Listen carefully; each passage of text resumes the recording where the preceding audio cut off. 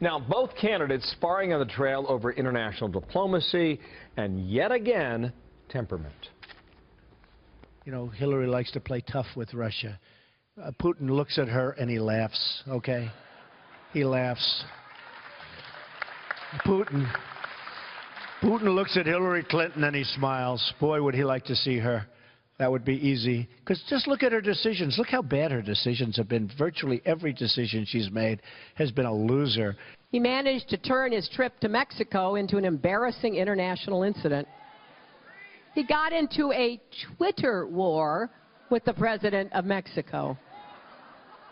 He is temperamentally unfit and totally unqualified to be president of the United States.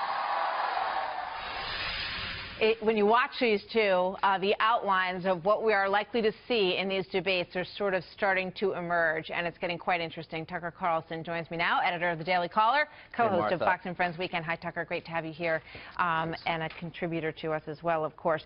So today the big issue is national security. We saw, as I said, some of the outlines of that, and we do expect that Donald Trump's going to roll out a pretty robust spending plan for our military, and yet he also wants to cut bureaucratic costs. What do you think about how this argument's shaping up? Well, that's not so different from Hillary Clinton's plan. I mean, both of them have said, look, we need to spend more money on the military. Trump is going to note today that a new NBC poll has him up almost 20 points, 19 points among veterans and active duty military. So that's something to brag about. If you break down the poll, though, you see that on the question of, for example, using nuclear weapons, he's losing by a couple of points to Hillary. This does point to the temperament matter, and it is of concern to voters. There's a Democratic super PAC that's pushing a Dr. Strangelove ad about Trump. You know, he's more likely to launch nuclear weapons against our enemies because he's crazy.